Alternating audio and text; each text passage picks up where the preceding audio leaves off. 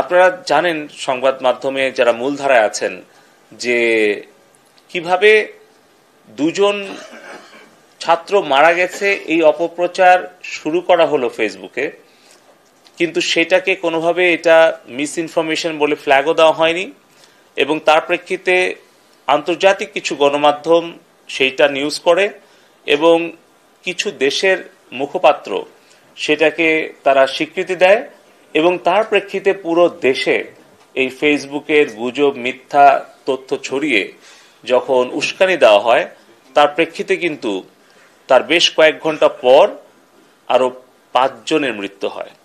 তাহলে আমরা বলেছি যে এই মৃত্যুর দায় কি ফেসবুক এড়াতে পারে? এই সকল উত্তর দেওয়ার জন্য আমরা 31 জুলাই আমরা এই সোশ্যাল মিডিয়া প্ল্যাটফর্মগুলোকে ঢাকায় এসে বিটিআরসিতে তাদেরকে লিখিত এবং মৌখিকভাবে জবাব এবং ব্যাখ্যা দেওয়ার জন্য আমরা অনুরোধ করেছি। তারা এসে যুক্তি এবং ব্যাখ্যা দিয়ে যদি আমাদেরকে বুঝাতে পারে যে সারা বিশ্বের সব দেশের জন্য তাদের নীতিমালা একই এবং অন্যান্য দেশে তারা যেভাবে কন্টেন্ট তারা টেকডাউন করে বা ব্লক করে, বাংলাদেশের ক্ষেত্রেও তারা সমানভাবে তাদের এই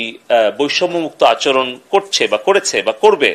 তাহলে এগুলো আলোচনা ব্যাখ্যা বিশ্লেষণ করে তারপরে আমরা সিদ্ধান্তটা গ্রহণ করতে চাই। তো এই ব্যাপারে আমরা 31 তারিখে তাদের কাছ থেকে শুনে তারপর আমরা সিদ্ধান্ত নিতে চাচ্ছি।